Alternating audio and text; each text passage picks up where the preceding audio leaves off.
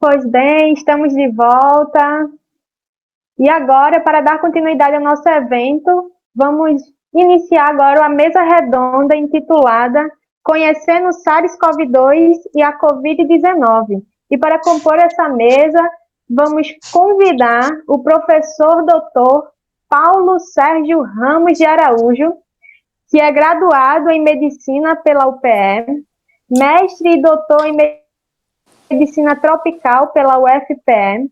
Atualmente é professor adjunto de doenças infecciosas e parasitárias na Faculdade de Medicina, UFPE, e professor do programa de pós-graduação em Ciências da Saúde, UFPE.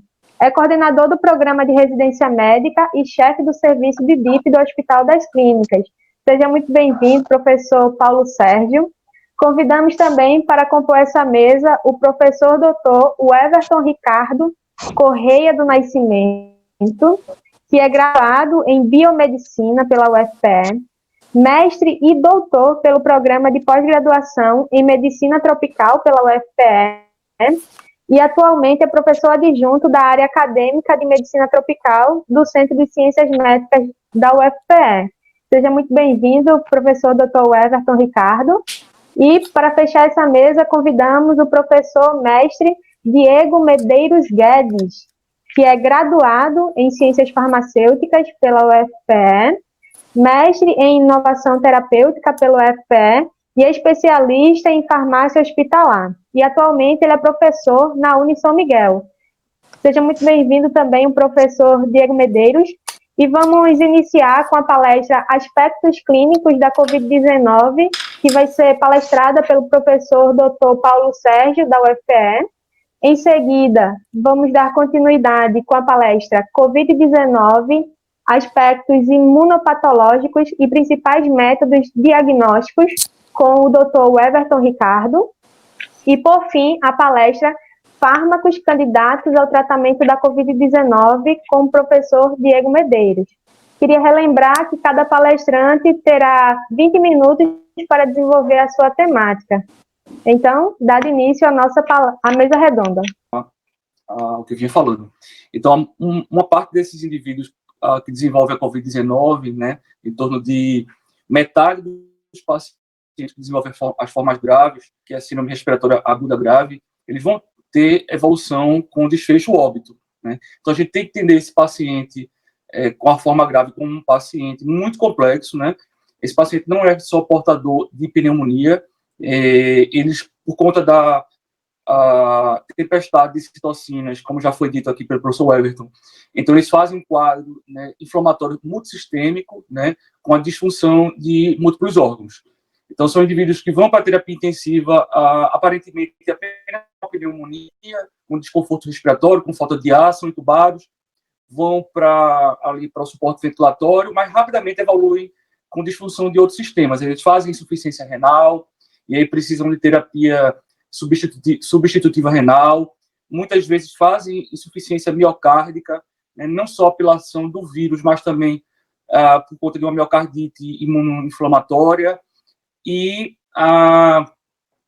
alguns desses pacientes, quando se recuperam, né, saem da unidade de terapia intensiva e vão continuar a linha de cuidados a nível de enfermaria, são pacientes que têm prejuízo de vários sistemas, né? Então, eles podem evoluir com tromboembolismo pulmonar, né, por conta do processo inflamatório, leva a uma cascata, né, do sistema de coagulação. Então, eles têm uma trombose, têm uma tendência a fazer trombose em artérias pulmonares, em artérias coronarianas, né, fazendo infarto agudo do miocárdio,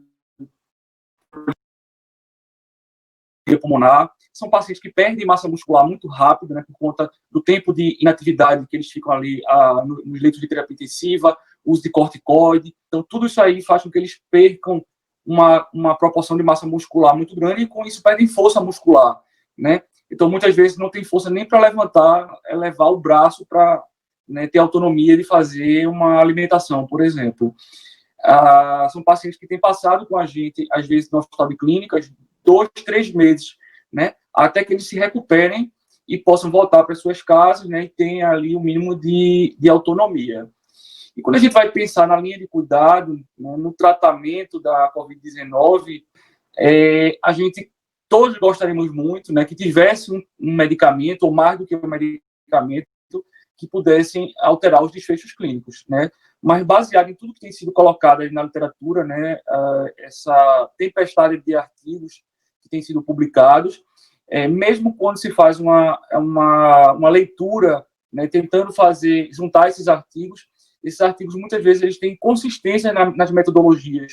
Então, às vezes, comparam drogas sem placebo, né, comparam drogas em subgrupos, né? Então, olham só para os idosos, olham só para os portadores de comorbidades, de forma que a análise desses artigos elas têm sido muito prejudicadas, né? De forma que a maior parte dos consensos de especialidades médicas, o consenso de terapia intensiva, o consenso de infectologia, não tem colocado nenhuma droga em específico que possa alterar os desfechos clínicos, né? Então, foi falado aqui dos estudos que existem com nitazoxanida, os estudos com ivermectina, estudos com cloroquina e hidroxicloroquina, são todas drogas que mostram in vitro, né, a atividade antiviral, né, por SARS-CoV-2, mas que até então não tem mostrado bons resultados nos desfechos clínicos, né? Existe um estudo publicado no Reino Unido, né, que mostrou em pacientes críticos, quando se utilizou uma dose fixa de dexametasona, que é um corticoide, aparentemente mostrou, né, uma melhora do tempo de ventilação mecânica, uma melhora do tempo de internação, e também parece ter apontado para uma melhora do evento óbito.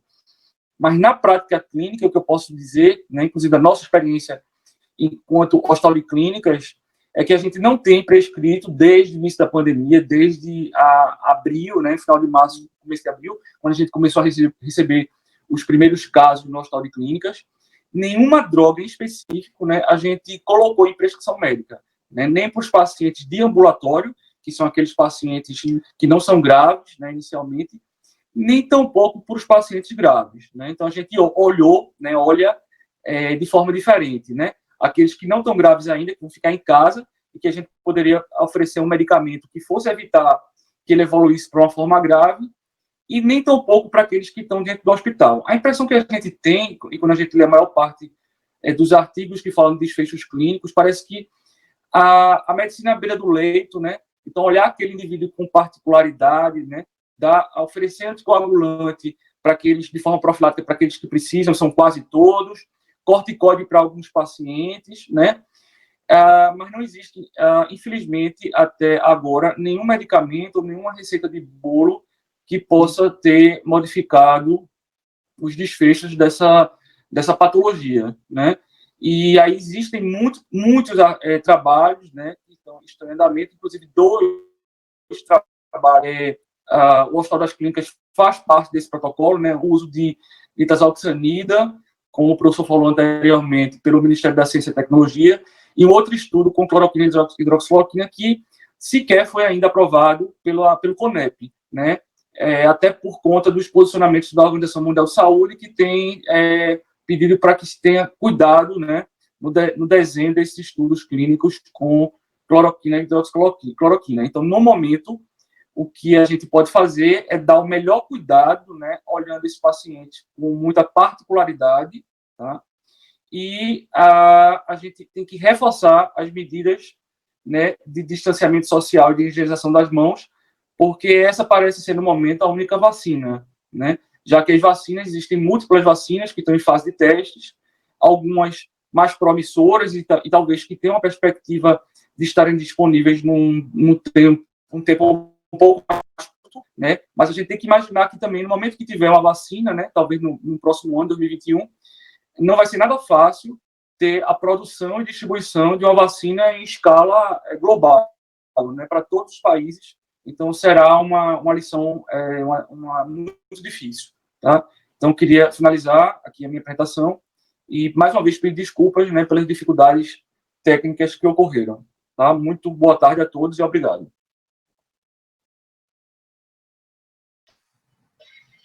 Os professores poderiam esclarecer essa dúvida? Então, na verdade, pessoal, eu acredito que esse questionamento, nós temos 2 perguntas no chat que possivelmente são direcionadas para o professor Paulo Sérgio. mas realmente a gente não conseguiu restabelecer a conexão com ele. Então, a gente pede que Felipe Melo e, acho que é Jennifer Alves, coloque o e-mail deles aqui no chat, que a gente vai entrar em contato com o professor Paulo para que ele responda esses questionamentos de vocês, tá bom? Então, a gente agradece muito a participação de vocês nessa manhã do Embio, onde a gente teve uma média de 100 participantes online, sempre mantivemos essa média. A gente agradece muito a interação de vocês no chat, tá certo? Continuem fazendo perguntas, tecendo algum tipo de comentários. E, como eu já tinha dito no início da apresentação, esses problemas técnicos acontecem, né? Tanto das conexões dos palestrantes, como algum possível problema com a gente também. Mas eu acredito que tenha corrido tudo bem e a gente agradece muito a participação de vocês. Até mais tarde.